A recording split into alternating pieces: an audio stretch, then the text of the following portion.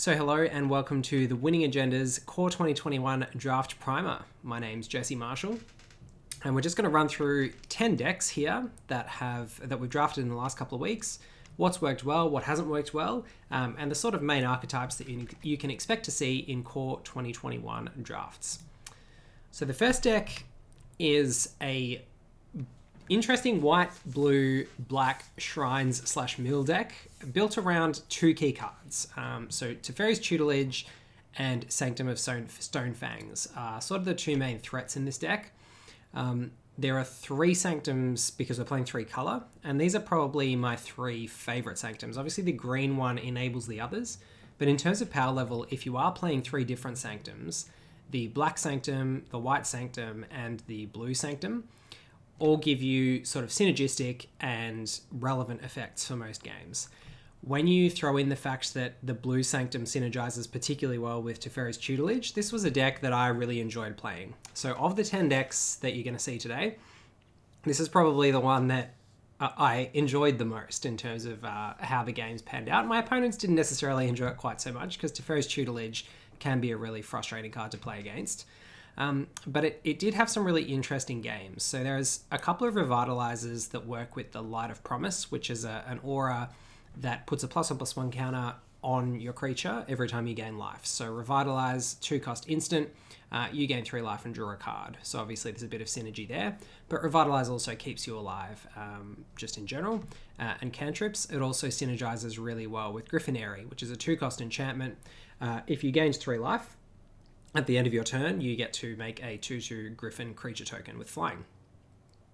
So this deck was a lot of good fun. It was an example, I guess, of a Shrines archetype or a deck playing multiple Shrines that worked out pretty well. So this is an example of a board state with a game that I won with this deck. That was a lot of fun. So you ended up obviously with the Griffin-Airy in play and a Griffin token there. The Sanctum of Calm Waters, the Sanctum of Tranquil Light, and the Sanctum of Stone Fangs. So you got all three Sanctums in play, and the Teferi's Tutelage. You can't quite see it in this screenshot because I cropped out my opponent's name, but my opponent, I think, had 14 cards left in their library at this point. And I just passed the turn. My opponent drew their card, conceded, because they knew that as soon as they passed the turn back to me, I was trying to draw my card for the turn. That's 2 cards at the top of their library. Draw 3 cards off the Sanctum of Stone Fangs. That's another 6 cards at the top of their library.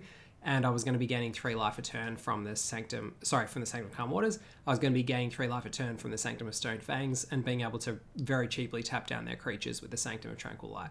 So if you can get to this sort of board state with these 3 particular Sanctums, you can do pretty well. So this deck went 5-3.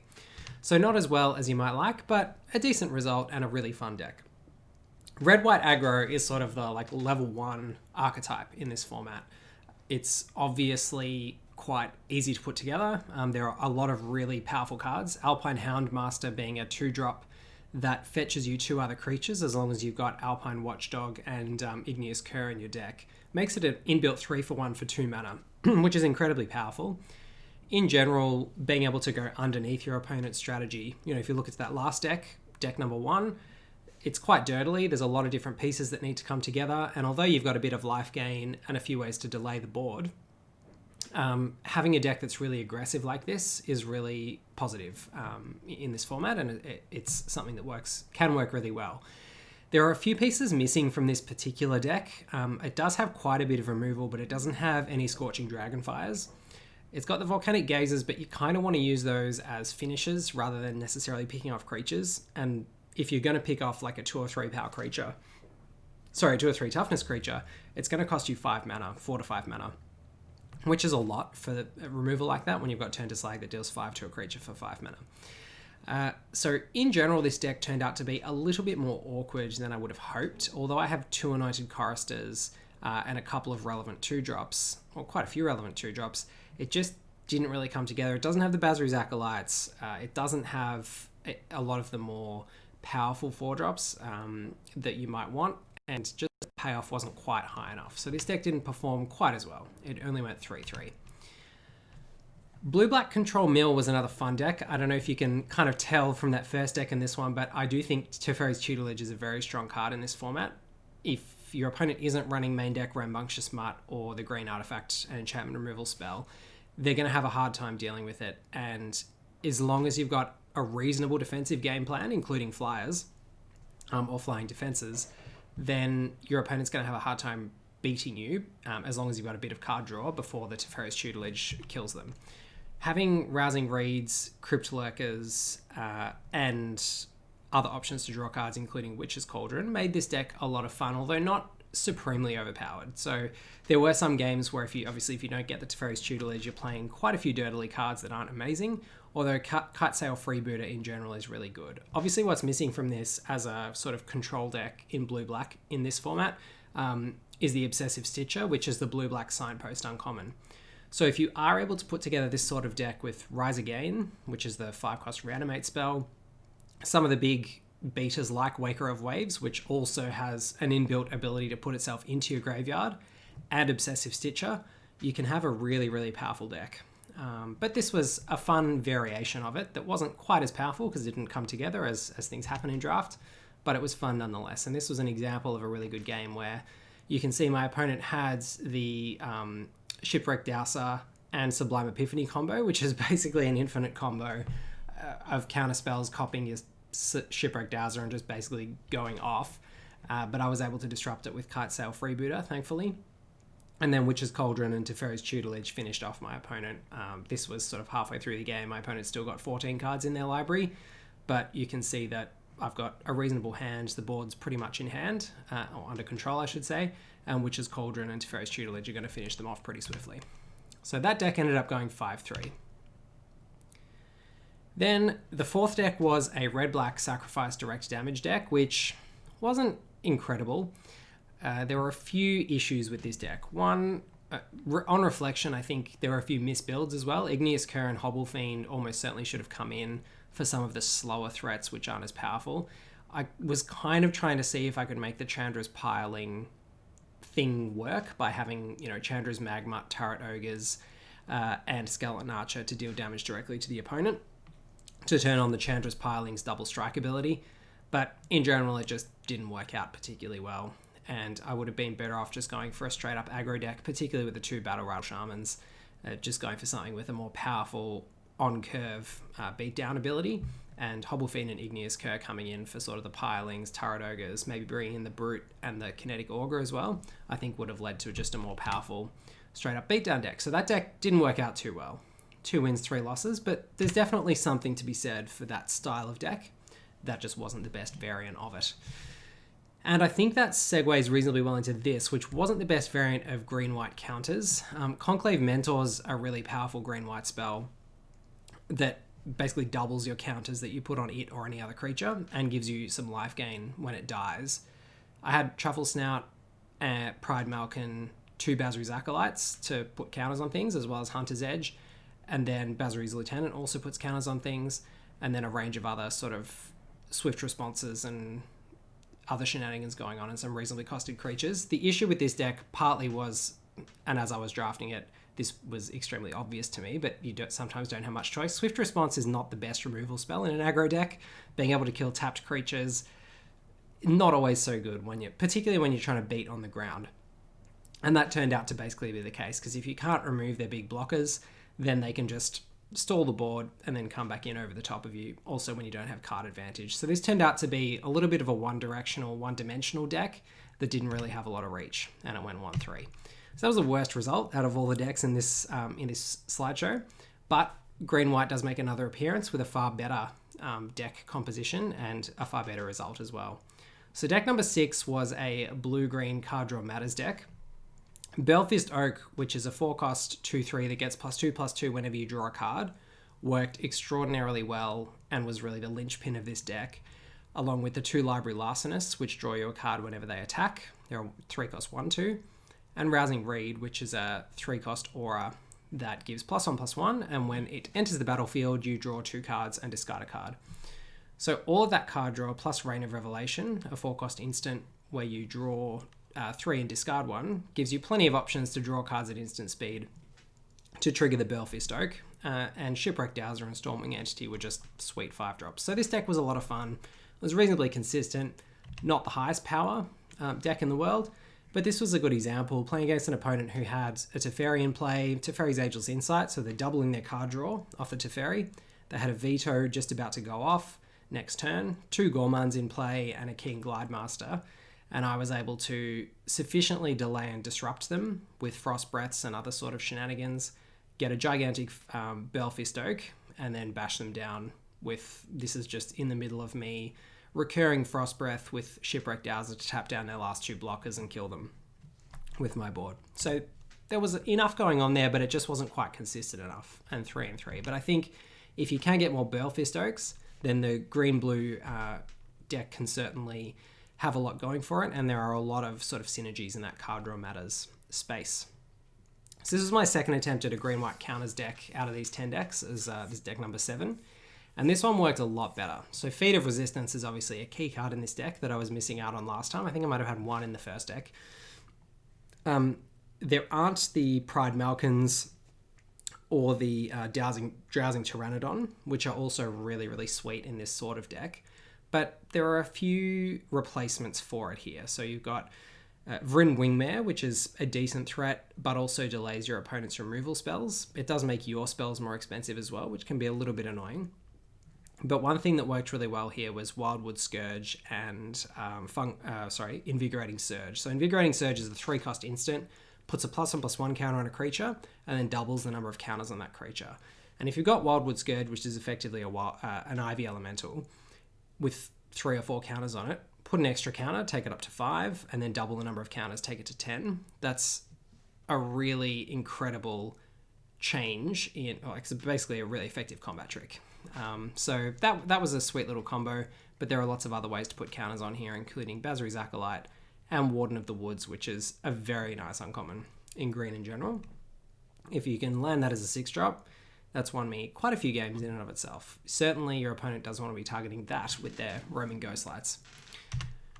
So that was deck number 7, and that went 6 wins. So I've cropped out the number there, but that's 6 wins, 3 losses. So not too bad. Red, green, black, white, good stuff. This was a bit of a schmozzle, this deck. Obviously, playing 4 colours is not where you want to be in this format, but I did have a Temple of Triumph, Jungle Hollow, and 2 Bloodfell Caves as fixing.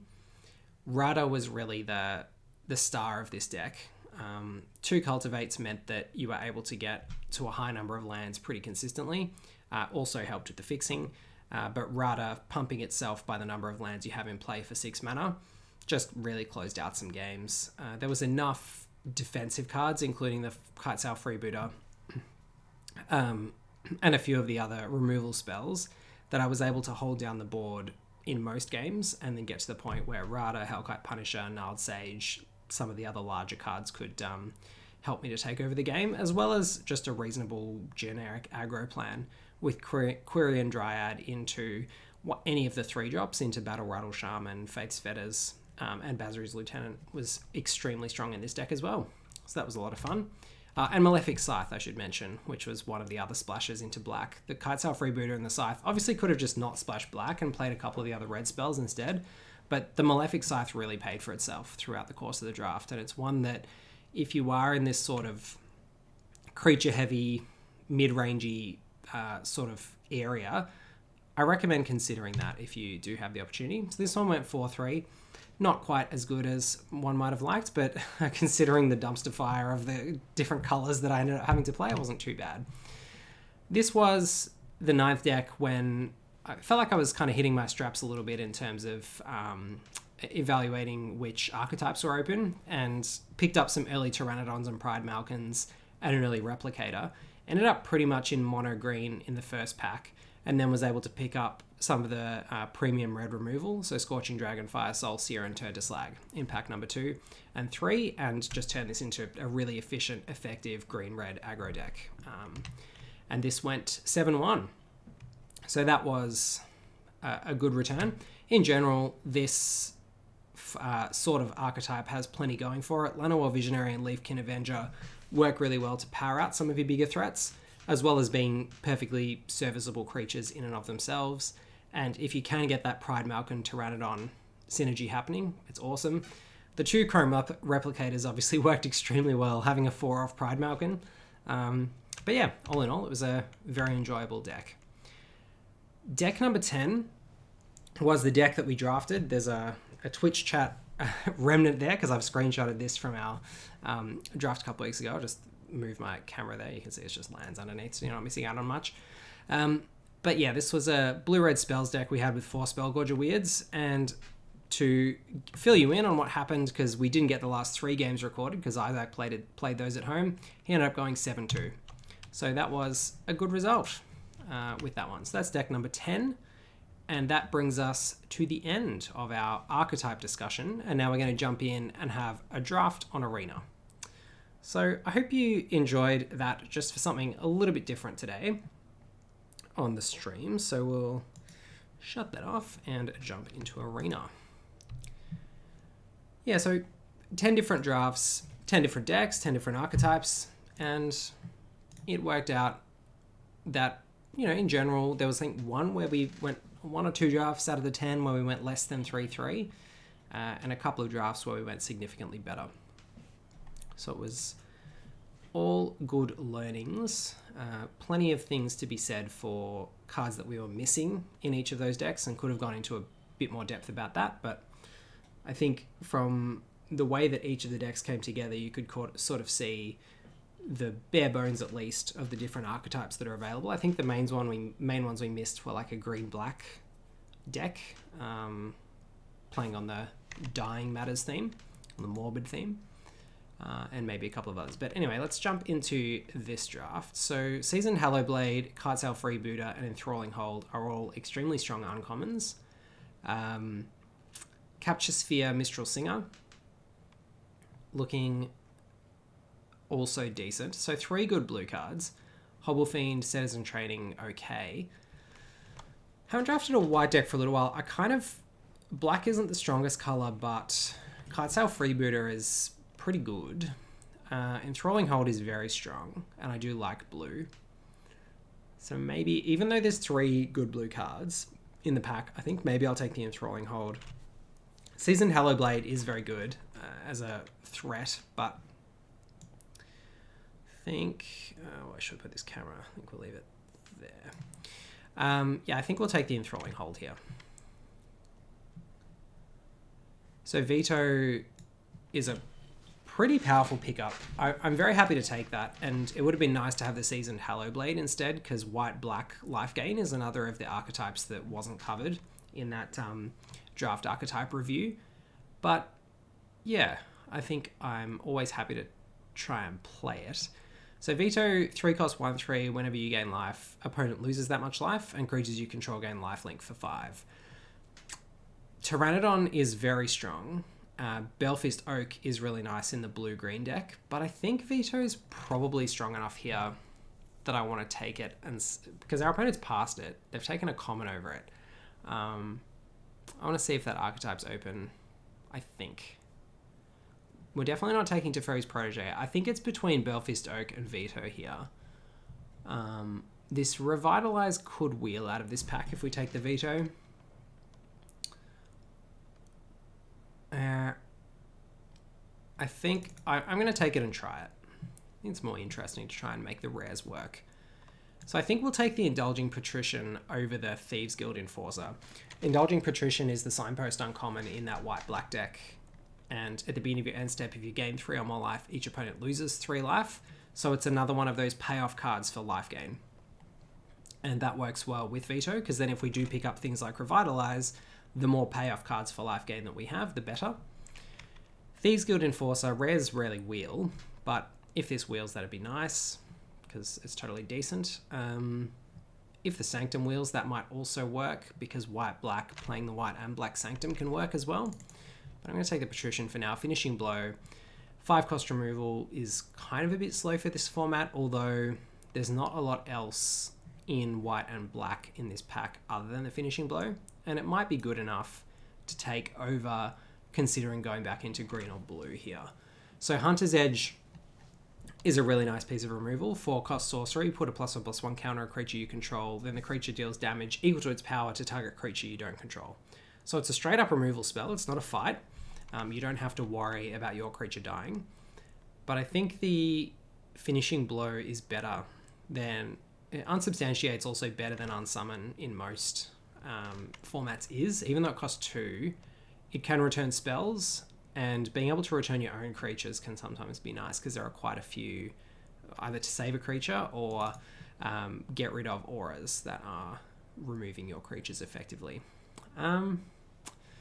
So green seems very open, unfortunately. So we might have to think about actually going into more of a green-black or back into green-blue potentially. Garruk's Uprising is nice. Pride Malkin's nice. We're not going to take Legion's Judgment. It's just bad removal. We could take Capture Sphere. But Garruk's Uprising has quite a lot of upside. Pride Malkin is very efficient and totally serviceable as a 3-drop. But I think... maybe we take Capture Sphere and let our opponent to the left be in green. We are getting fed a lot of green and it is very open. We could make blue-black splashing work. Yeah, I'm actually going to take the Capture Sphere because I think Garruk's Uprising is best in a green-red version rather than green-black, green-white, or green-blue. Here, though, I don't... the power of these green cards is just way above everything else. I don't think we can ignore Drowsing Pteranodon and Llanowar Visionary. So I think I'll take the Pteranodon. I know we've passed... Actually, I'll take the Visionary. I think we've passed a lot of Pride Malkins. They're not going to come back, but Visionary can work reasonably well in the green-blue Card Draw Matters deck if we end up going back into that. So let's see what we can do there. We've got a Grasp of Darkness. Again, this is a tough one because you've got Grasp of Darkness, Mistral Singer, both pulling us in those two different directions. I still don't think black's open, but that's... the 7th pick is extremely late for a Grasp of Darkness. So maybe it is. I'm just going to take that.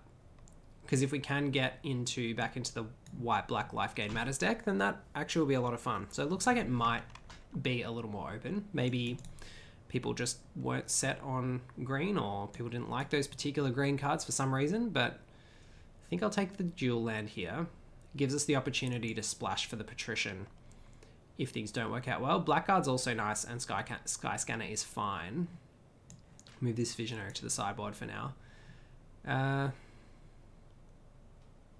But I think I'm happy to take the dual land here over the 2-drop. And we did wheel the Revitalize. Also the Rise Again. I think I'm going to take the Revitalize since we've got 3 life gain payoff cards already. We wheeled the Finishing Blow. So we do want to try and pick up a few more early interactive cards. I'll take the Unsubstantiate just because I think it's better than taking the dual land there. And we'll take the Honorary Dilophosaur.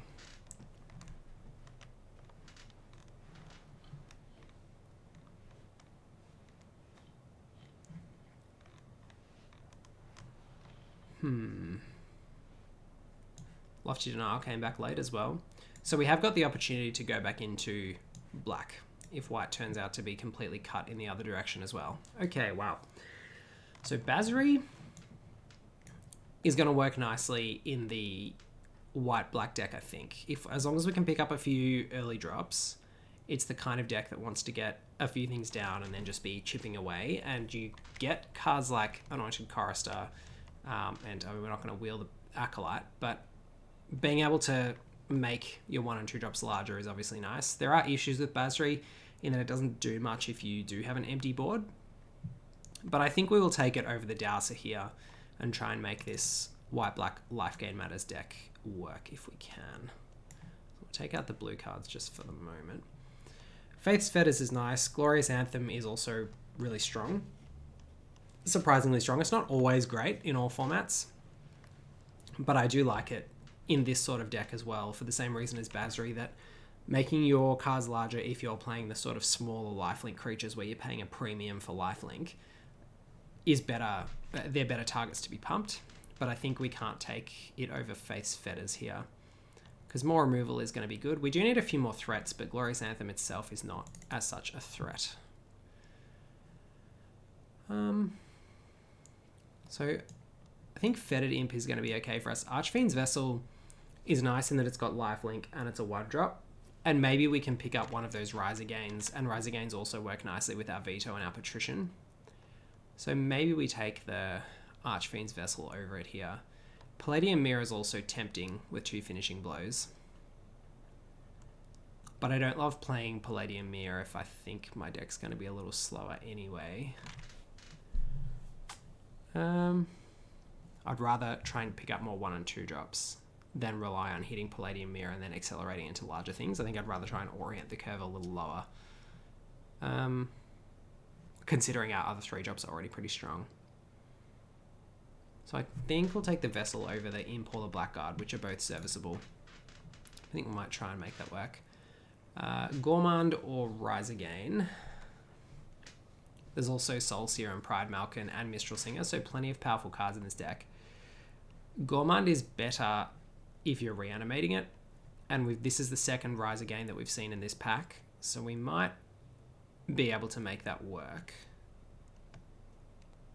We are very short on creatures, but these are not the creatures we want to see here. This is the problem with these sorts of decks, with drafting these sorts of decks, is you can often get cut out of the small white creatures because a lot of people want to try and draft the white aggro deck, and those creatures are good, universally good. Bad Deal is okay, but we need more small creatures, so I think we'll just take the Fetid Imp here.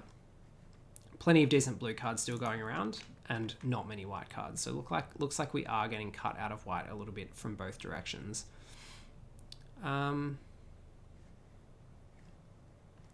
Sanguine Indulgence, not the strongest, nor is Legion's Judgment, nor is Defiant Strike. Maybe we take the land. I think we'll take the Sanguine Indulgence. We may end up playing it, but it's not amazing. Aven Gagglemaster is, again, going to be probably a bit too expensive for us here. But I think we can take it and hope that in Pack 3 we manage to bring this curve down a little bit. Walking Corpse or Concordia Pegasus. I think we can afford to take the Concordia Pegasus, given that we've got things like Basri and Light of Promise. Light of Promise you really want to put on Lifelinkers, and we haven't got quite enough Lifelinkers yet. We've got 2. But putting it on a flyer is the second best option. I think we can afford to take that over the Witch's Cauldron, which is not doing a lot for us here, and the zombie, the Walking Corpse. Well, Forgotten Sentinel is going to be the best for us out of that. Gale Sweeper is not a bad wheel there. Again, not going to main deck Legion's Judgment, I don't think. I've just been burnt by that card too many times. Defiant Strike will chuck in the board.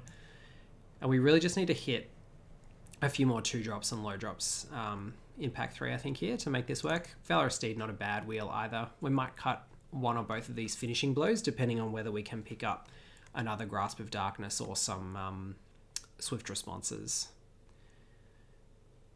But we've also got this Faith's Fetters, which is nice too. Always good to have. Anaki Ogre can go on the board. Alchemist Gift. So end of Pack 2. Not feeling too bad about this deck. Basri's Lieutenant as a 4-drop, or Liliana's Devotee. So the Lieutenant is really nice because it gives you some value out of all of your smaller creatures that die if you can get counters onto them, and Basri and hopefully, who knows, some other things in this pack might help us to put more counters on if we can pick up a Feat of Resistance or 2 as well, or a Basri's Acolyte.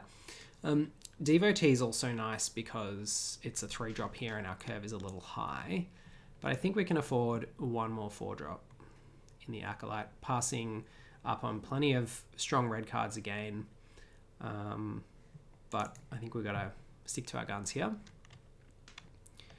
So we take the Temple, the Falconer Adept, but I think I want to take actually the Watchdog here.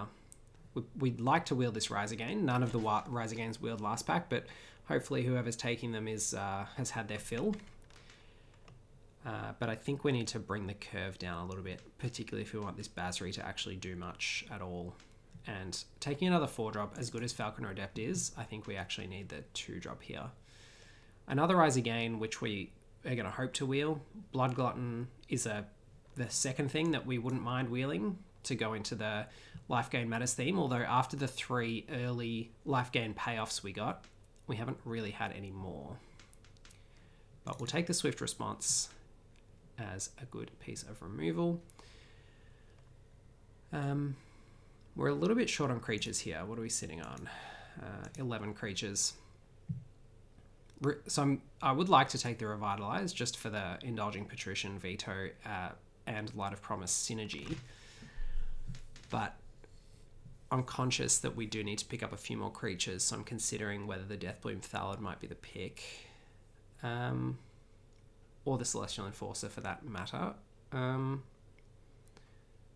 think I'd rather lean into this though. I think we're close enough on playables and we've got enough quality that, wow, Anointed Chorister is exactly what we wanted. Plenty of Drowsing Pteranodons going around in this draft. Another Roaming Ghostlight, which is a very strong card, but not as good as I thought it might be. But Drowsing Pteranodon definitely has been. But Chorister is better than I expected, and particularly important in this kind of deck, because if you can chuck your Light of Promise on it and have it survive, and then have things like Basri come out, you can end up with, 50-50 Choristers before too long. Unfortunately, we whiffed on this pack, but I think we'll just take the Liliana Steward for another low drop, just because. Griffinary is nice to see here, so that's another payoff card for our life gain, which probably, it makes that Revitalize pick better, and I think really helps our deck to come together in general, because we've now got 4 life gain payoffs, which is good. A fair, fair suite of removal, and yeah, we might wheel 1 or 2 of these Riser Gains as well to make the Archfiend's Vessel work even better. I don't think we can afford to play Malefic Scythe, but we'll take it just in case because it is a good card, and it might end up making the cut. Celestial Enforcer came back around. Did get a Riser Gain. How are we sitting for creatures now? 13 or 14? 14. Yeah, I think we can afford to pass on this Cage Zombie and take the Riser Gain.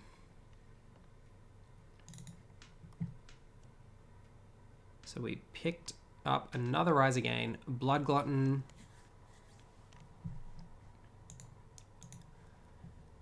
Blood Glutton or Rise Again.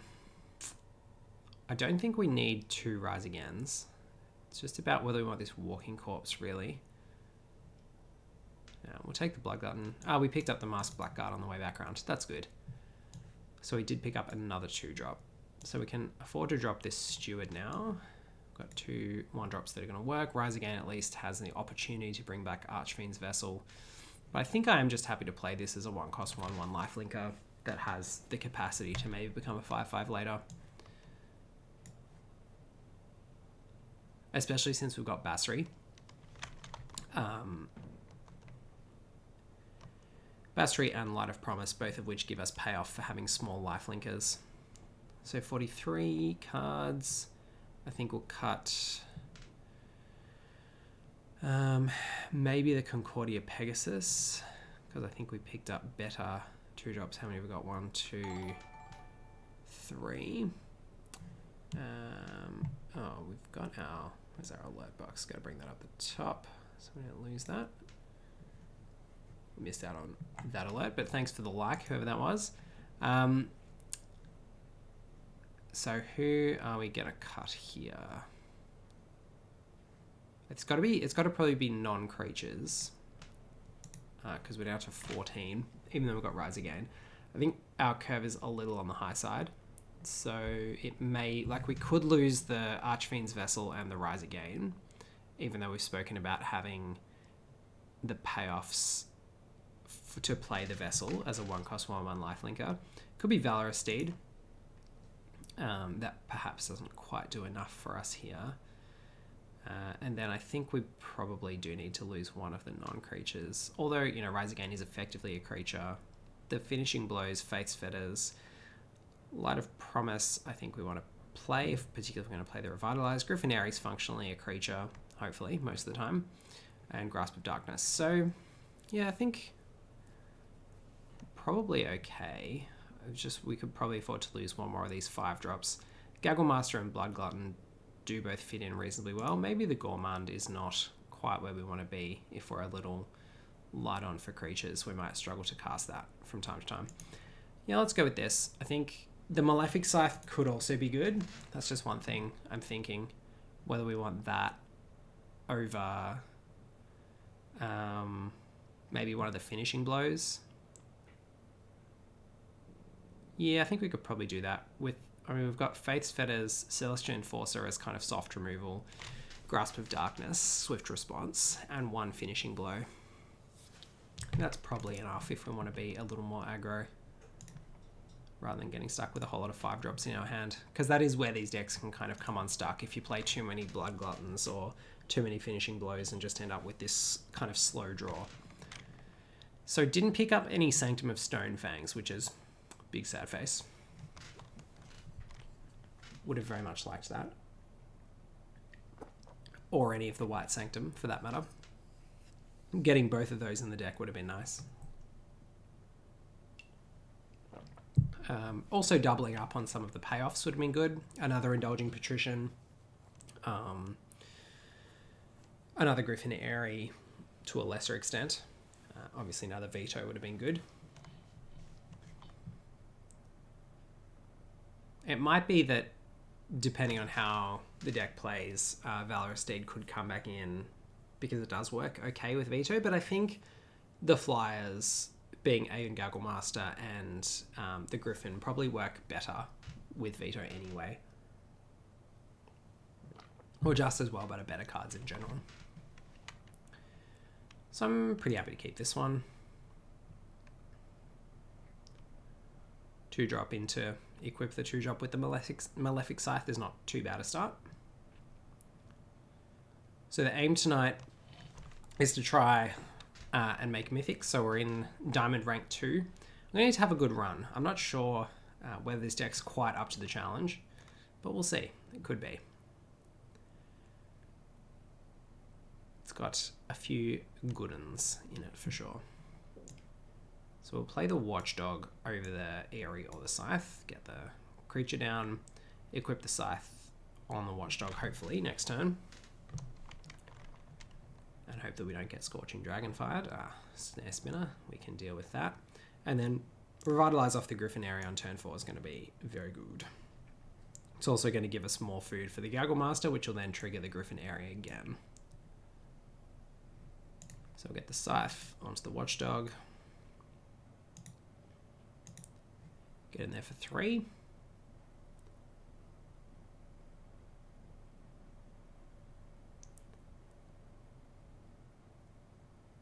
Watchdog doing good stuff. Obviously the annoying thing, as I said, would be if they had a Scorching Dragon Fire to kill the Watchdog and deprive us of a counter on the Scythe, but it wouldn't be the end of the world. We still get to make a 2/2 and draw a card next turn.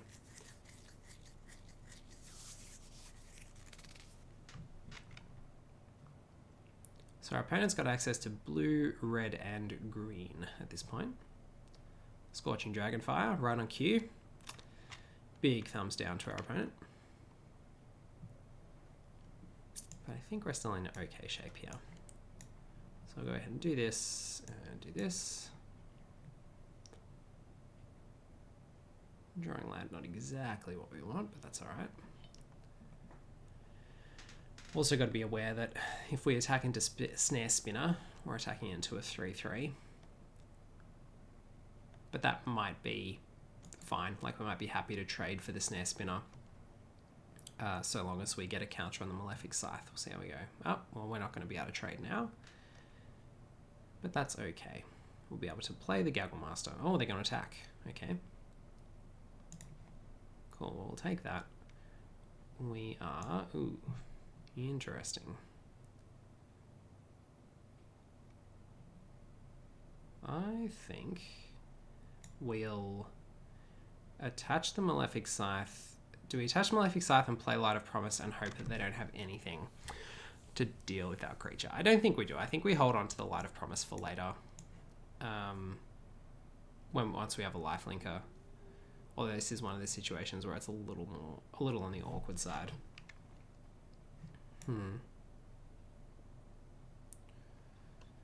Yeah, I think we have to take the 2/2 while we've got the opportunity to definitely get it.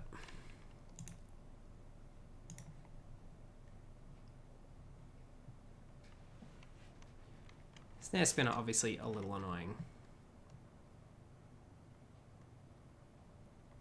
when you've got an army of flyers, but that's what it's there for.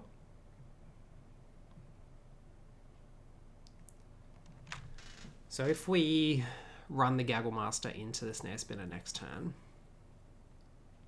the Malefic Scythe becomes 2 counters, which means that our Griffin, one of our Griffins, can get past the Snare Spinner, even if they manage to have a combat trick and kill the Gaggle Master. Unless they kill it with a Scorching Dragonfire again. But that would be just too rude.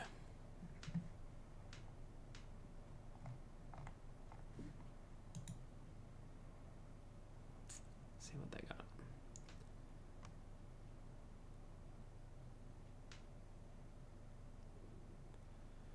Three cards in hand for them. All their colours available, presumably.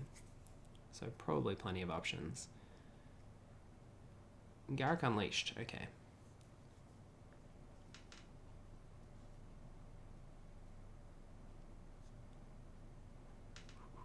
What's it going to be? Pumping the Pride Malkin, yep. Not making a beast, interesting. So we'll take the 5. Got plenty of life at the moment. Few too many land is the only issue. And no other life gain options at the moment. So I think we'll put this on here and we'll attack everybody at the Garruk, which means they can just eat this or eat this for free, but either way Garruk dies. So we'll all attack Garruk. And if they eat our Gaggle Master, we trade. If they eat our 2/2, it's a bit on the sad side. Like, that's what we really don't want them to do.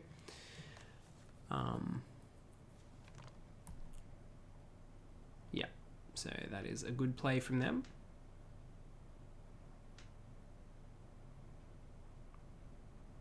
But, you know, when your opponent's got a Planeswalker, you kind of got to kill it.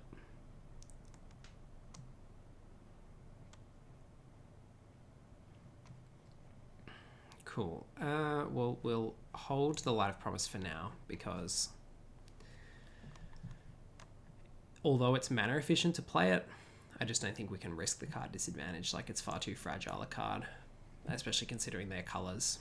So many options for them in terms of removal here, or bounce, that I am not willing to take that risk with no life gain options in hand.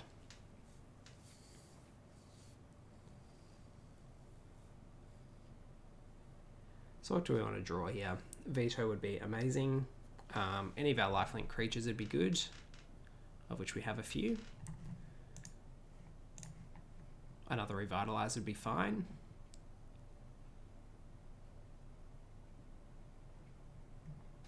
Okay. Yeah, Faith's Fetters works. Yeah, I'm pretty happy with that. So do we have 7 mana? We sure do. Alright, let's get this happening. Light of Promise onto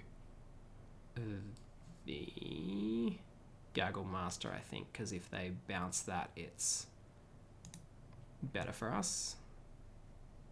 And Faith's Fetters on the Snare Spinner. And get in there. And get another Griffin while we're at it. Cool. Well, that was a good draw. Didn't name Faith's Fetters, but yeah, worked out well. All right, game 1 in the bag. So 2 more wins to get to Diamond Tier 1.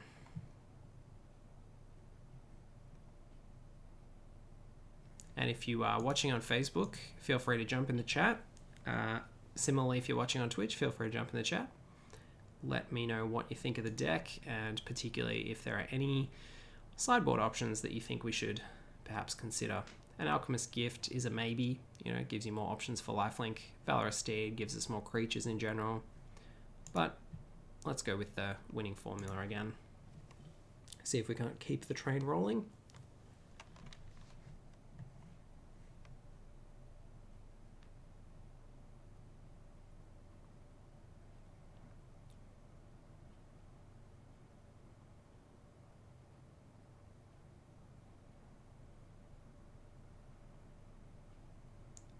the God of Death. Sounds a bit ominous, doesn't it? Yeah. It's kind of an awkward hand because you don't want to be spending your revitalizers when you're not getting your life gain payoffs off them, even though they can trip. It's not amazing. Then we have no other creatures to put the Basri's Lieutenant counter onto, and then I feel like we're going to maybe draw into our life gain payoff cards and not have the revitalizers in hand. So I'm going to mulligan this. Don't love it. This hand is, again, not amazing, but I'm going to keep it and chuck back one of these swamps. Because at least we have some early plays and our synergy between Vessel and Rise Again as well. So we'll play the Vessel first up. Yeah, feeling a little less confident about this draw. Yep, especially now. Yeah, at least we drew a 2-drop. Staunch Shieldmate. What a blowout.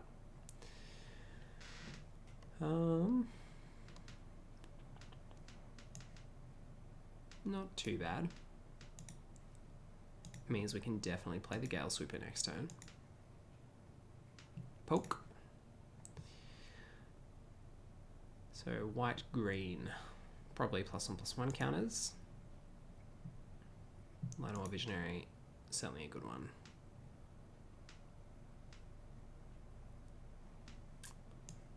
Gaggle Master's also a good one. Well, we can take the team into the sky this turn, gain a bit of life, and get on our way.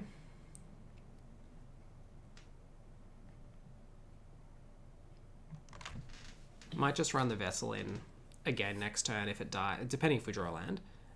If it dies, we can grab our Demon.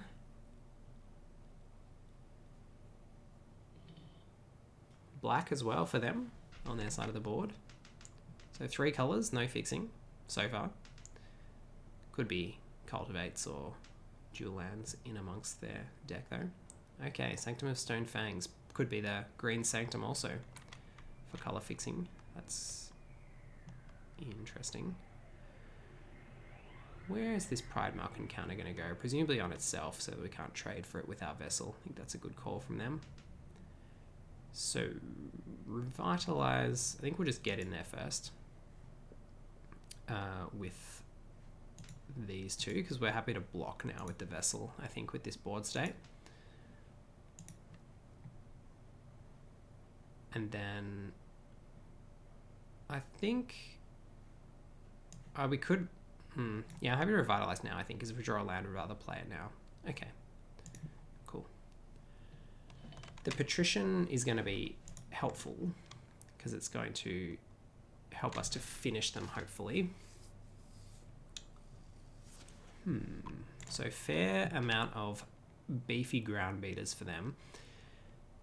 There's an extent to which we don't want to block here because we'd rather block the Warden if they don't have a +1/+1 counter, because the Pride Malkin has trample and gives trample where there's +1/+1 counters. So I think, but kind of want to block also because of the opportunity to Rise Again next turn. I think we'll take the gamble that they don't have a counter to put on the Warden of the Woods. Cool. Well, we can play the Patrician and then threaten Revitalize or Gaggle Master next turn. I don't mind that. And I think for that reason, I'll get in with the Sweeper. We'll leave the Imp back to block with Death Touch. And then we'll get the Patrician in there and hope that it doesn't die. So they have the drains, but so do we. So do we. Not so much the drains, but certainly the ways to gain life and then effectively drain them because of the Patrician. So it's going to be interesting to see if they, A, if they have the +1/+1 counter for the Warden of the Woods to give it trample, and B, if they do, whether they do get in there and attack.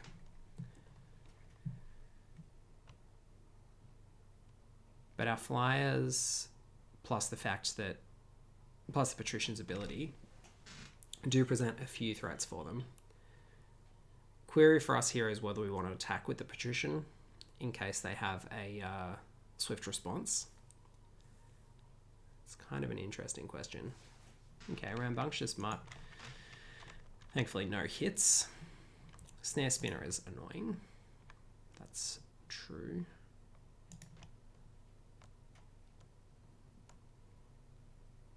And we get away with it. All right. Well, do we want to Gaggle Master here? I think we probably do over Revitalize. Revitalize lets us keep up Fetid Imp though. Since they're tapped out, we can attack with the Swooper and the Patrician. They're going to block the Swooper. So maybe we just attack with the Patrician. Although the Patrician blocks reasonably well. But we don't really want to block with it because I think we want to threaten to kill them with it. Maybe we are happy to trade this Gale Swooper for the Snare Spinner. At this point, since we're going to play the Gaggle Master, doing it this way gains us a little less life if we do decide to play Gaggle Master this turn, but I think we won't. I think we'd rather Revitalize. Although we do want to get a threat down. Either way, I think this is better because we're giving them a bit less information. Even though it costs us 2 life to do it that way. At least we've cleared the skies, hopefully. And we've still got the Revitalize to punch them for 3 on our next turn. Watered Battlement's a little bit annoying, but we've got a fair amount of life here.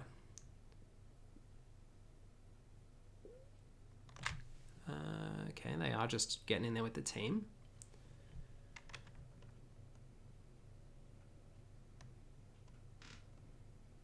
Okay.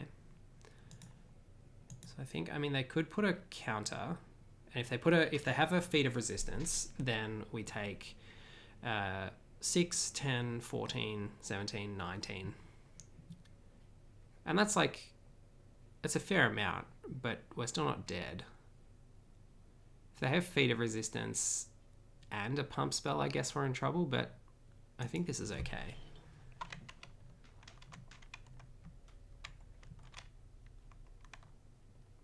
Cool. So I'll go ahead and Revitalize rather than get our 5/5 because the life's good and it's drain on them. And it gives us a chance to hit Basri's Lieutenant, which we do. So 4, 5, 6, we kill them if they don't have life gain. Do we take that risk? I think we will, and we'll just put a counter on our Patrician. Yeah, for the extra life gain. I mean, if they have Swift Response, they have Swift Response. But I don't think they do. Sweet. 2 in a row. It's not a bad start. So the life gain payoff cards, I mean, we've had Indulging Patrician in one game and Griffin Air in the other game. And they are reasonably powerful if you can consistently be hitting that 3 life a turn threshold.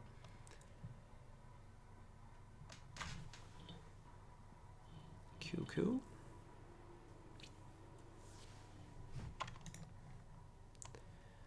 So any reflections on the deck after that match? I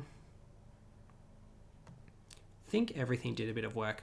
I mean, the Malefic Scythe, we were unlucky in a way because of the Scorching Dragonfire being the only relevant card there. It is a little awkward and we don't have heaps of card advantage, so it may be that it's better to have that be something else.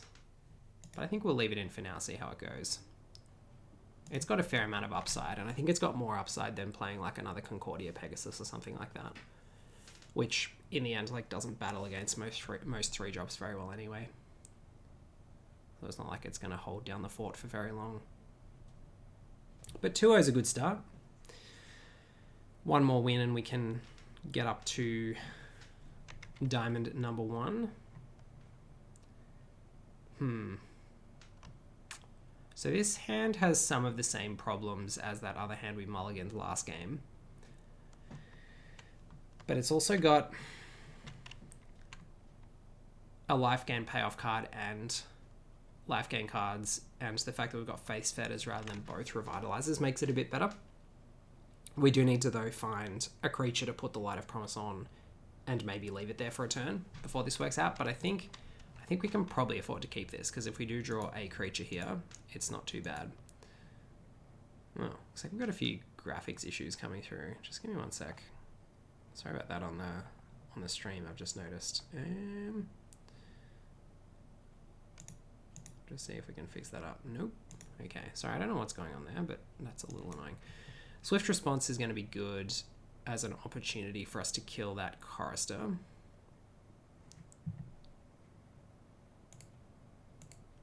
See if I can free up a little bit of graphics processing power. Okay, so I think we'll just go ahead and kill it in there next turn rather than now, because we don't want to, if they do have the feat of resistance, we don't want to let them be more mana efficient and play it on our turn.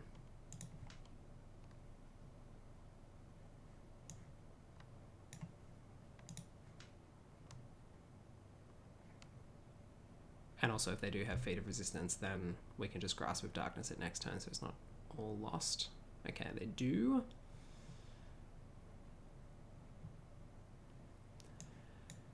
I still think we grasp with darkness, even though it sets us back a turn on the indulging patrician play, because we're not in a particular rush there with that.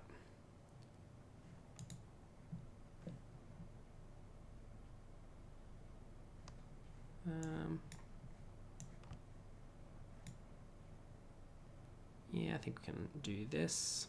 And then next turn we can Light of Promise Revitalize in the same turn, which is kind of sweet.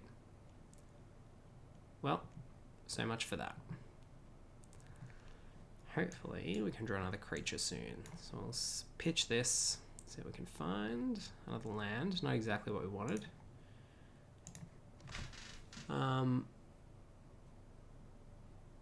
Yeah, I think that's all fine, because it's better that we run into that now than run into it after we play our Light of Promise at instant speed. And they're not killing us particularly swiftly, so at least we have a little bit more time. And I back the power of our threats. The problem is with white-black that they have plenty of removal options, and it looks like they're keeping a few cards in hand. So we are gonna start running out of time at some point, so we need to draw something other than lands.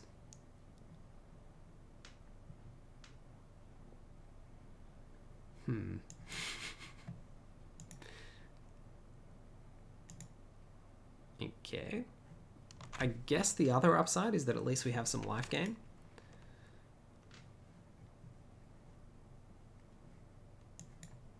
Really trying hard to see the positives here. So what are we going to draw next turn? A creature would be good, but now we're looking at 5 cards in their hand. Still 4, and I'm getting a little scared. So let's do this and hope that it survives to next turn.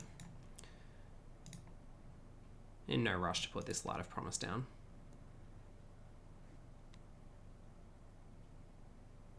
In some ways, like, we're hoping they tap out, but in other ways we're not.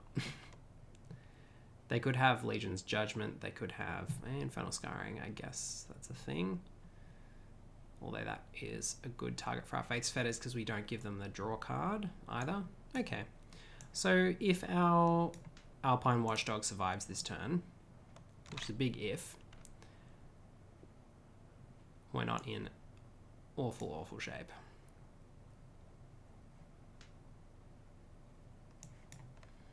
So we're hoping that their removal consists of Swift Response only. Because that ain't so good against Alpine Watchdogs. Grasp of Darkness seeing their own thing. Okay. Possibly could have held back on the Griffinary there. But it's okay. Presuming that they've got another removal spell for our Watchdog next turn, though, at sorcery speed. So now we need some more life gain, self-evidently. Fettered Imp, not going to do it, but it is going to block Skyscanner, which will keep us in the game a little longer. Yeah, definitely could have held back on the Griffinary. until we played the Face Fetters.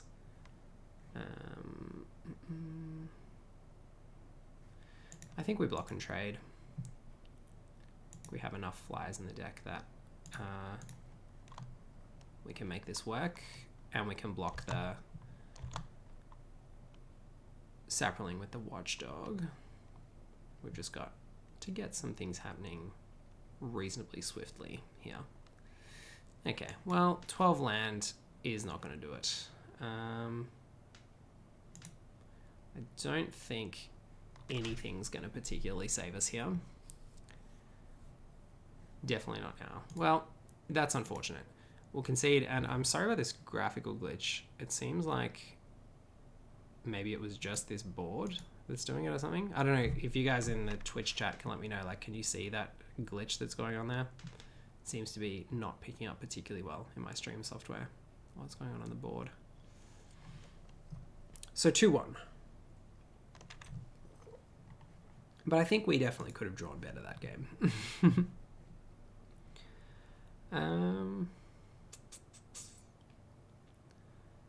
The main thing I'm considering bringing in is the Valorous Steed, but I just don't think it's better than any of our other 5-drops. Maybe it's better than the Rise Again, but I think the Vessel is worth playing, so I think playing the Rise Again to have that payoff option is good.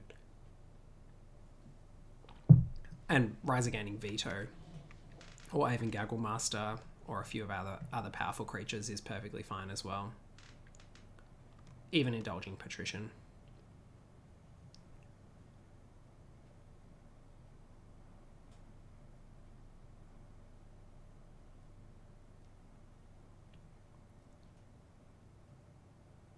Aggro decks look to win quickly with cheap creatures before the opponent can set up effective defenses. True that.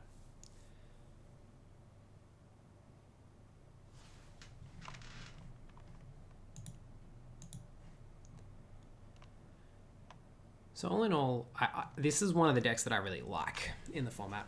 It wasn't in any of the 10 decks that I talked about at the start of the video, but it's one of the ones that I've enjoyed trying to make work. But it does often run into these issues that you've obviously got sequencing issues if you're trying to synergize too many cards together. This hand looks much better. Our last 2 opening hands, I mean, maybe we shouldn't have kept that hand. Maybe there wasn't enough action in it for us to keep it. And we certainly didn't draw a creature early. I think we're pretty happy to tangle with that Chorister.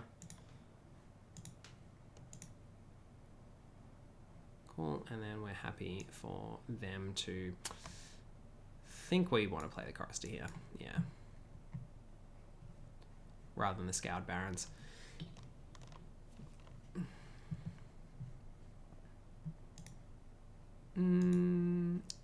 I think it's more valuable to us to have the Chorister, since we know we have life game payoffs and we don't know that they do. Cool. Well, we'll just go ahead and kill their Chorister. Try and slow things down a little.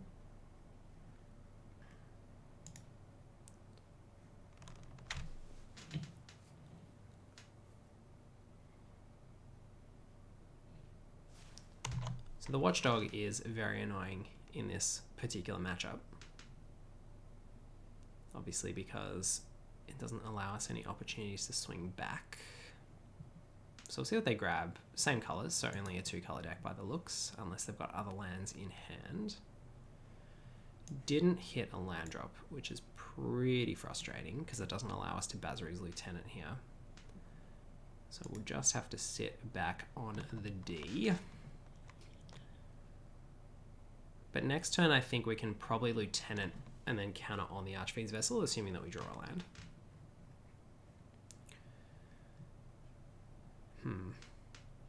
Okay. This is getting a little frustrating. Just have to go ahead and pull the trigger on this. Alright, so at least we get to Lieutenant, or potentially even something else like Gaggle Master next turn. And if we do draw a land next turn, we can actually attack with the Chorister, potentially, depending on what they've got here. Not through Dreadmaw. But Gaggle Master does tangle pretty effectively with Dreadmaw as long as we've got the Celestial Enforcer in play. So no attacks there. And next turn, if we draw another land, we can go Bazari's Lieutenant and tap their Dreadmaw. So all is not lost. And that Visionary indicates that they probably aren't going to have a trick to tangle with our Gagglemaster in the air. So we won't be blocking the Dreadmaw.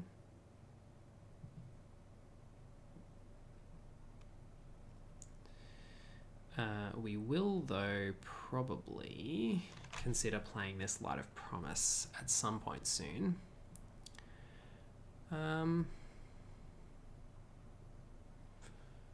Whether we play it this turn and attack with our two smaller lifelinkers, I don't think we do. I think we'd rather just play it on the Blood Glutton later. But that is a bit slow. So we could...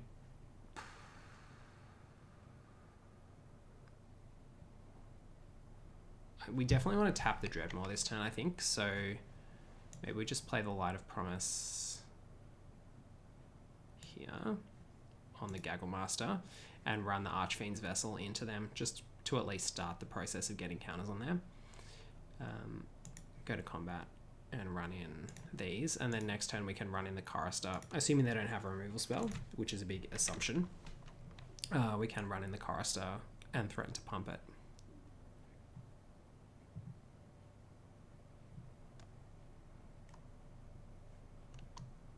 Cool.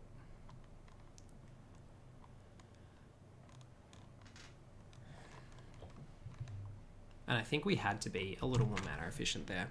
So like we could have waited on the Light of Promise, but I think making the aggressive play at least gives us a chance to kind of win the game. Even though they haven't used a removal spell yet. So if they do have some in their deck, yep, there it goes. Okay, well, that's a bit annoying. We'll have to tap the Dreadmaw whilst we still have a flyer. Like if we'd drawn the land that turn, we could have gone the Bazari's Lieutenant and the tap instead, but I think just attacking with this and it just wasn't good enough. Like I don't think it was gonna... Attacking with this and the Gagglemaster, I don't think it was gonna be right. They had the Hunter's Edge as well. It's a bit annoying. Yeah, so I think we're probably too far behind this time. Although we can rise again the Archfiend's Vessel. I think maybe the Blood Glutton's better though. At least stabilizes a bit. Assuming they don't have another piece of removal. We don't get to tap the Dreadmaw this turn, so we take 8. But then we can potentially beat them back and get back a big flyer the following turn. Maybe we had to get back the flyer to be able to tap the Dreadmaw actually. It might be more important than the lifelink. Okay.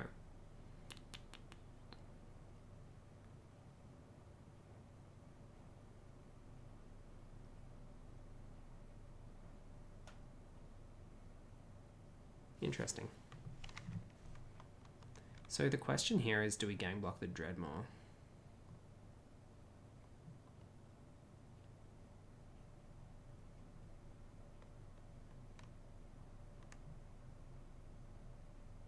I kind of think that we do.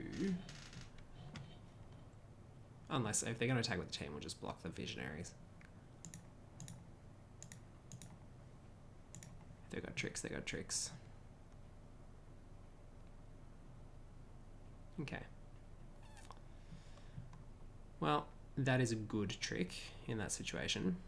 And we draw like good cards. We're just too far behind on tempo because we missed that land drop, really. I don't think we can really survive here. What can we do? We can get back the Gagglemaster, and then next turn we can veto and tap if we can make the Gagglemaster survive, which might, depending on what they have in hand, might get there. I think that's our best option. I think getting the Gagglemaster is better than getting the Archfiend's Vessel, is it? So 2 life could be important. But we can flyer either way. Gagmaster could block. No, maybe when we just want the 5/5.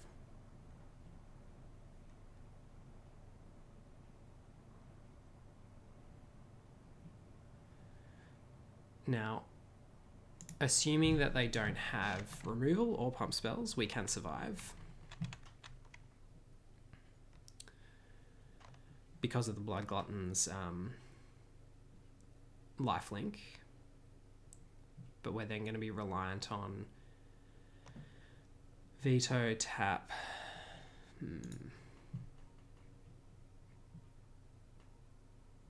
Okay, Ornery Dilophosaur, which we can't kill with the Blood Glutton now, annoyingly. So what do we do instead? Let's have a look, math this out.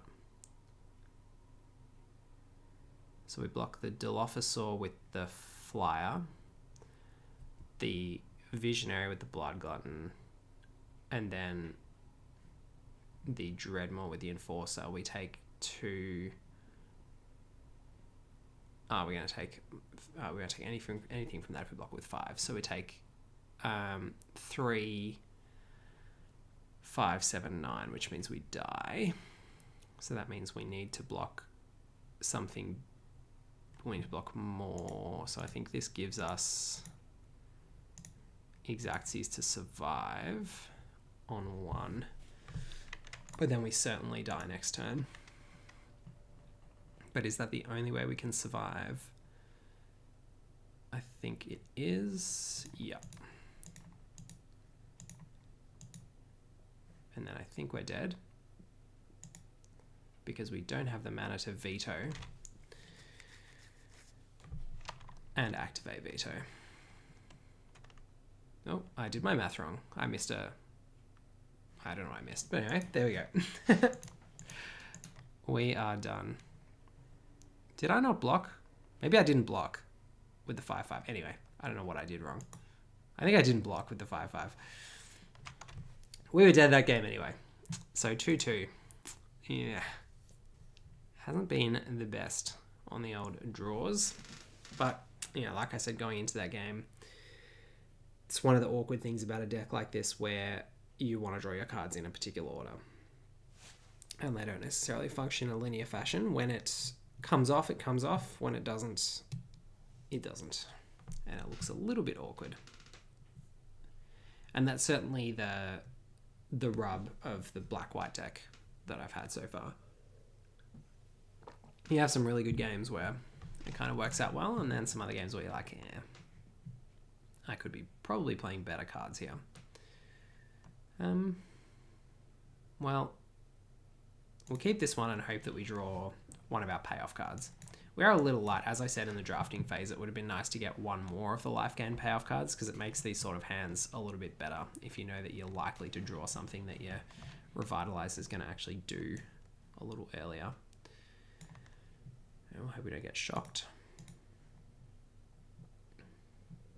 No shock. That's something at least. Magmut. Hey, alright, well.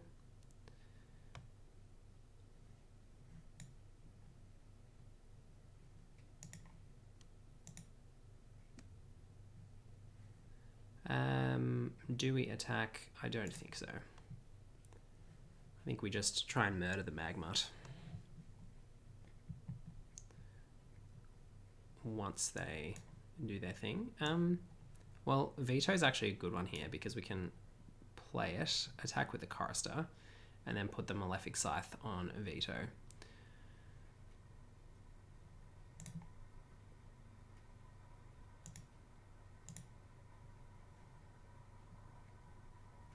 So they're trading the Magmut. Very good. Take 2 from Veto. We'll get the counter.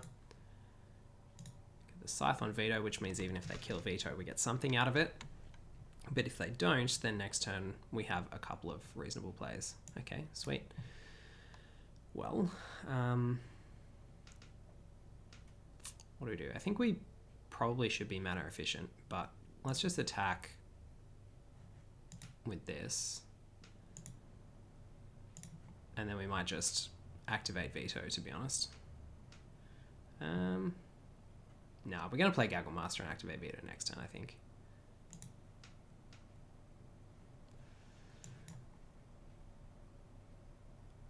Like, Gaggle Master already gives us something in terms of veto damage, and it just gives us so much more next turn.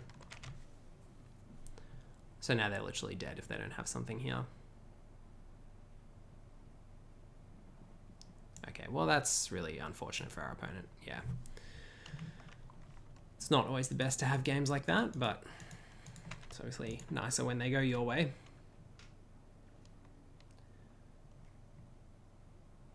And that was a much better illustration of what the cards in the deck can do. That is the difference when you do have one of your payoffs. So just make sure that I'm not overlooking anything. I guess Sanguine Indulgence is another payoff card that we could consider playing. Oh, what else did I add? I think the other Finishing Blow, didn't I? We could consider playing that, actually, over... Perhaps... I haven't loved the Blood Glutton, to be honest. It does give us a few more options in terms of life gain, but... I think we've probably got enough others. Yeah, maybe we play this. The Sanguine Indulgence does make Blood Glutton better. Maybe the Light of Promise comes out.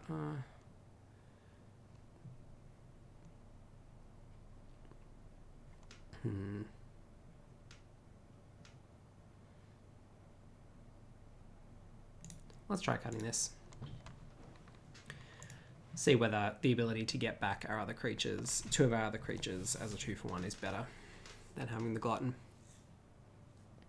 Because if you can get Sanguine Indulgence off for 1 mana, it is a decent payoff. Did always love to play the old, what's it called? Dead Revels in Ravnica. Because when you can get that effect for 1 or 2 mana, it's pretty strong.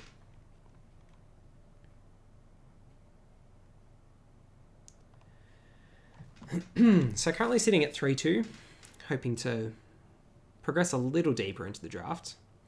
At least it'd be nice to make it to Diamond Rank 1 here.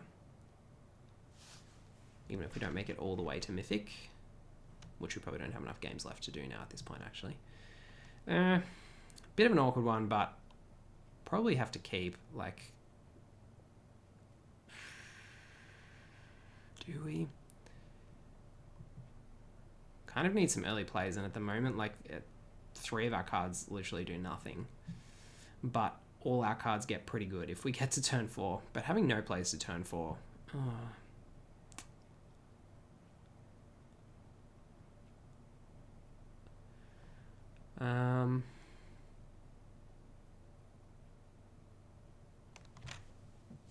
let's see. If they go like, yeah, 1-drop, 2-drop, we're in a bit of trouble.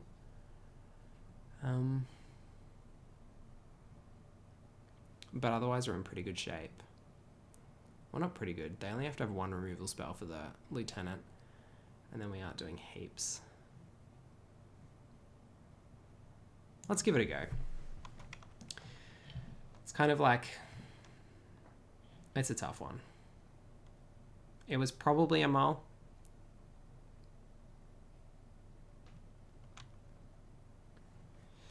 Especially since our opponent mulled. I mean, in some ways it's better and in some ways it's worse. It's like, we could have been on the same number of cards as them and had a better hand here.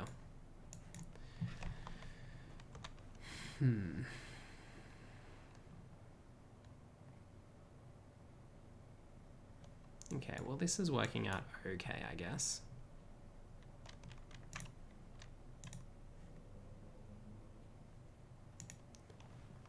Get Baz into play. I've never actually played Basri. I've never cast it. But here we are. Not drawing a swamp there was a little on the annoying side. but we can't complain too much. We get to have a Basri's Lieutenant with a counter and then put a counter on it.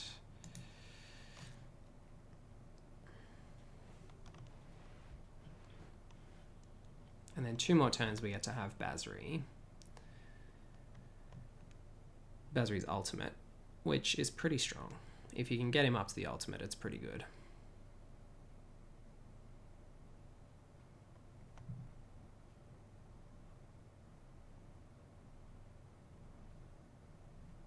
Okay. Well, we'll block. See what comes of this. Okay. We'll trade, but we'll keep a creature. So I'm not too worried about that because we can now make... that having trample is a little on the worrying side. Well, we'll make this and then put a counter here so that we can at least attack this turn. Then we've got 2 3-power blockers to hopefully sandbag this Basri. Because if we can't ultimate it, I think we're in good shape at that point.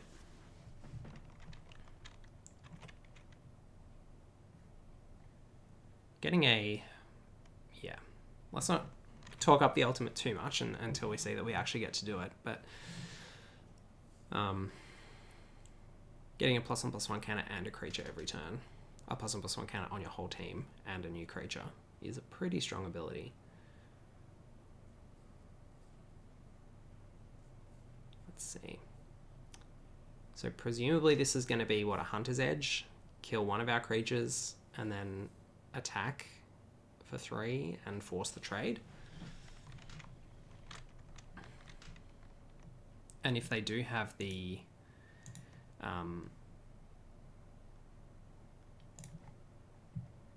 trick, it's going to be pretty annoying, but they didn't. Okay, so we get to we'll play our Swamp. We'll play our Malefic Scythe. Do we want to ultimate? I think we probably should.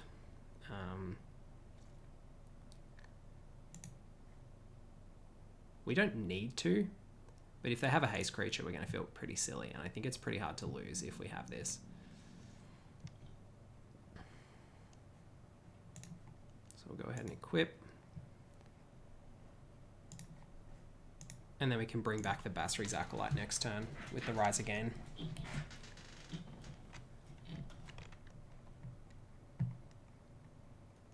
Okay. That is fine with me.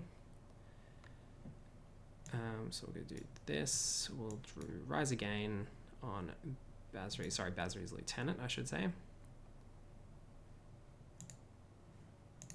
Gosh, we've really got the Basri theme deck going on here. We'll move to combat and get another creature, pump our whole team, get in there.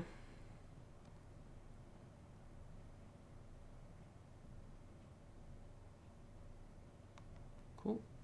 We'll move this onto the smallest creature.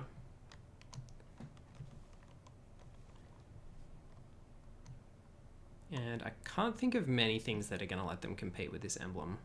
Yeah. Got there. All right. So we got away with that keep. Thankfully, they didn't have a 2-drop. And that at least puts us in positive territory, hopefully, for the finish here. So we're 4-3, hoping to, push it up into 5-3, 6-3, something like that. Or even maybe just go all the way to 7-2. Wouldn't that be nice? But at least I think in those first 5-6 games, we've managed to see a fair distribution of the good cards in our deck. Getting to play Basri for the first time was a nice moment. And this hand looks pretty good, actually. So we'll keep this on the draw this time, though. Yeah, it was very lucky for us that we won the die roll last turn, that is for sure. We'll probably play the Griffin Airy over the Malefic Scythe on turn 2 here, so that we can go Revitalize on turn 3, or Malefic Scythe if we want to. Yeah, Malefic Scythe's not doing anything for us here, so we might as well just get the Airy started. No attacks. And then at some point, the Chorister actually just becomes a threat to turn on the area every turn.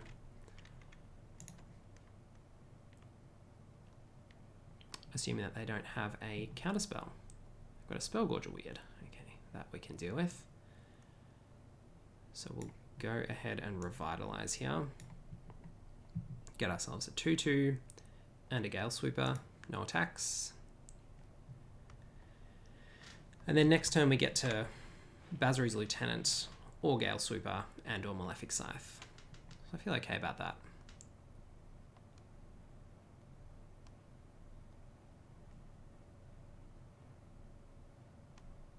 See what they... Okay. Tapping down the team.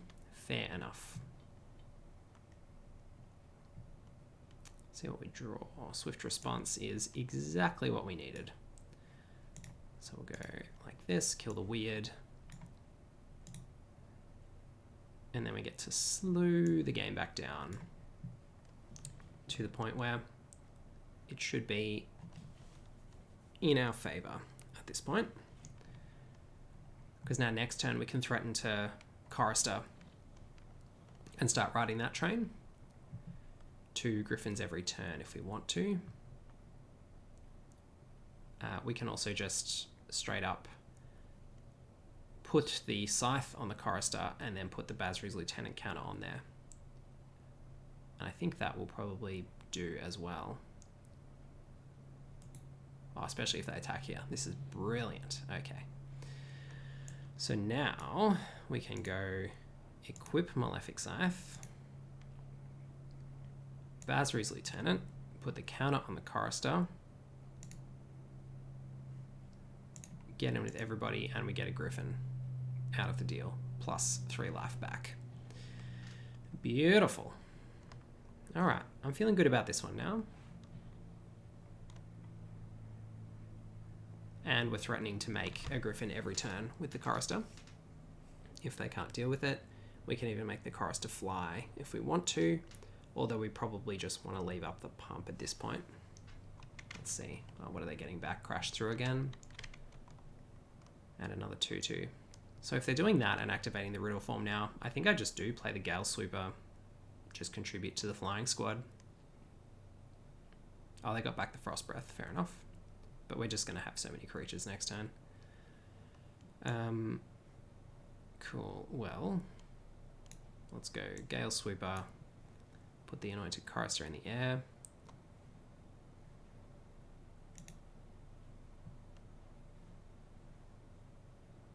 Go to combat and get in there with everybody but the Lieutenant.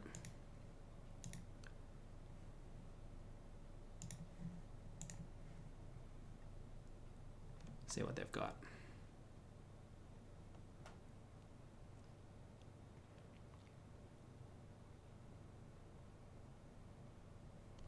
All right. So they're going to Frost Breath us, but we have another Griffin now. So a total of 4 flyers. Even if we lose the Lieutenant and a Chorister for a 10.5 or for 2 attack steps, I don't think that's going to be enough for them. They're going to have to tap down flyers potentially just to stay alive. Although obviously if they play the Frost Breath on our turn, then they can activate the Riddle form and block one of our flyers. So they could Frost Breath, tap down the Lieutenant and the Chorister, block one of our flyers, but no, they've called a good game. Fair enough. Thank you, opponent. So 5 wins now, and up to Diamond rank 1. Hey, that's what we want to see.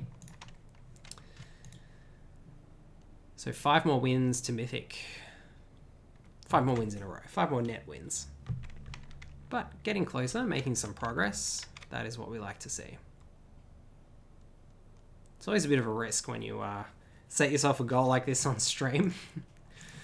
Could go horribly. 0-3 would have been a bit of a disaster and a bit of an anticlimax after talking about all those beautiful draft decks and how we went.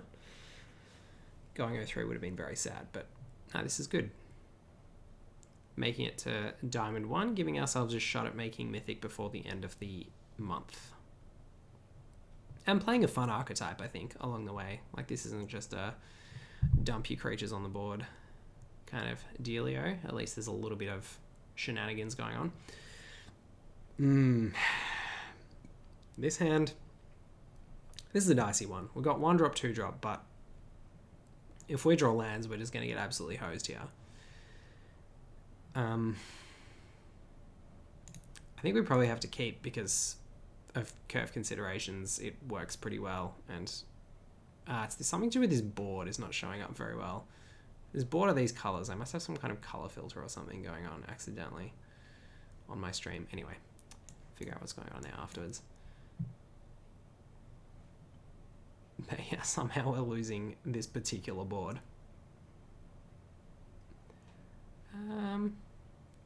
Well, I think we can just play the Watchdog. I don't see a reason to play the Griffinary. You know, if we draw a Revitalize next turn, that's totally fine. We can just go ahead and play that the turn after. Shock. Ah. Well, it's very sad, isn't it? Tempered Veteran. So this is what was a little bit of a danger with this hand. Just drawing a whole lot of nothing is a bit of a problem. But at least we've got the Griffinary, which means that, yeah, if we draw the life gain, we've got some of the payoff ready to go. Hopefully no rambunctious mutt or anything for them. That would be devastating.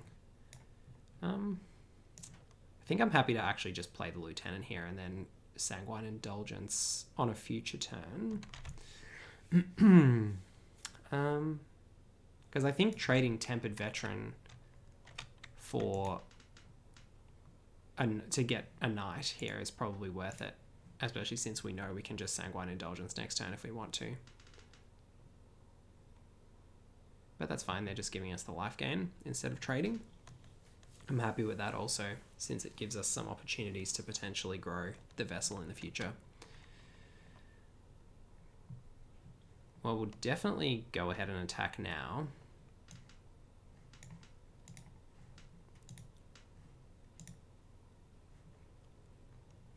Make ourselves a 5/5 flyer. Get a 2/2 knight.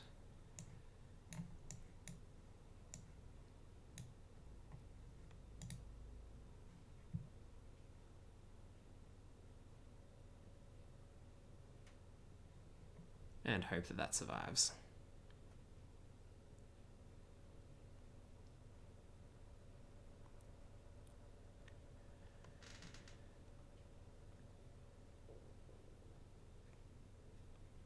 Mr. Basri Ket would be a very nice draw here. I think we'll take the damage, given the life total situation. Very nice draw. Very nice draw indeed. So here we'll go ahead and attack with these two, because if they kill our Basri's Lieutenant, we're just going to Sanguine Indulgence at this turn. And then that means that we can create some more +1/+1 counters, distribute those around the squad. Yep, that's pretty fair enough. I mean, it's actually better to us dead than alive, is the point of that, in a way. So we can go like this, and then still play the Alpine Watchdog this turn.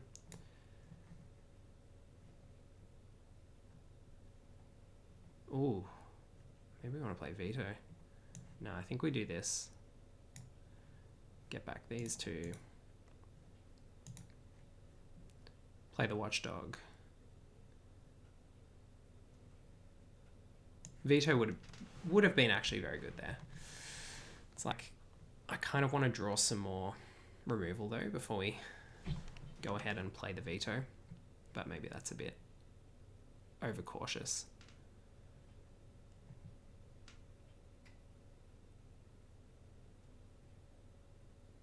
So old mate, staunch shield mate, is getting pretty big.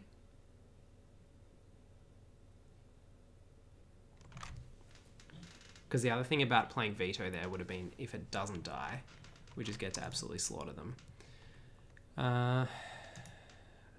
Given that we also make a Griffin. I think we can just put these two in front of Basri's Lieutenant, and if we draw a card out of it, as in like if we get a card from them to save the Basri's Lieutenant, I think that's okay. Yeah. I think that's fine.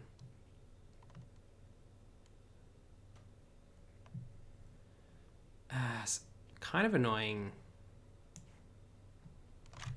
draws here. I think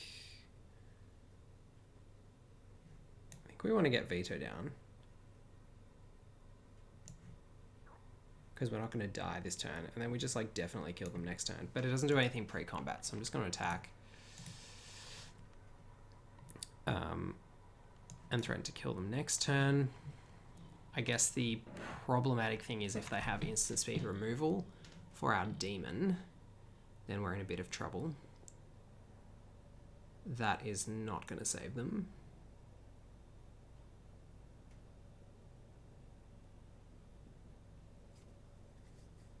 But that is going to save them. Okay. Whew. That was very unfortunate. Again, a little bit awkward on the...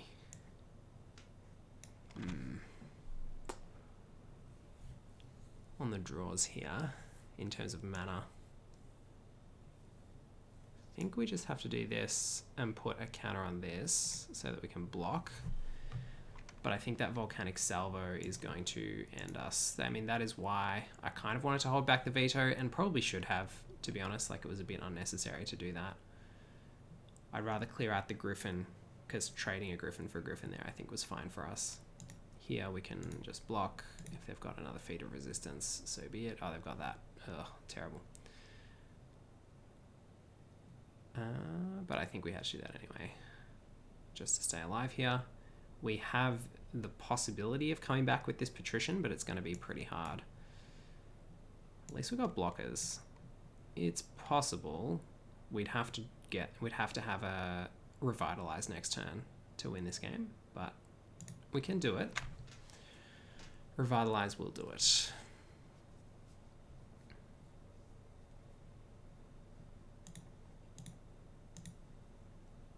No, sorry, wrong block.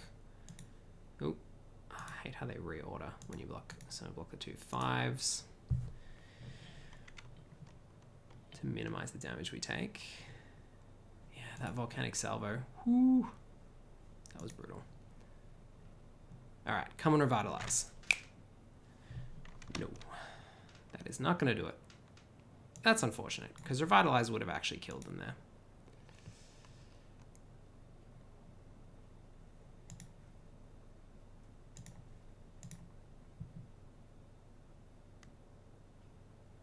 Where? Oh, they had the swift response anyway. So not much we could do about that. GG, Volcanic Salvo absolutely got us. 6 damage to 2. If we'd held back the veto, would we have won? Probably not, since they had the swift response anyway. So, good deck from them, and that's the draft. So, thanks for watching. I've been Jesse Marshall for The Winning Agenda, and we'll catch you next time. Thanks for watching on stream, and if you're on YouTube, don't forget to like and subscribe if you want to support the channel and see a bit more content from The Winning Agenda. Thanks for watching.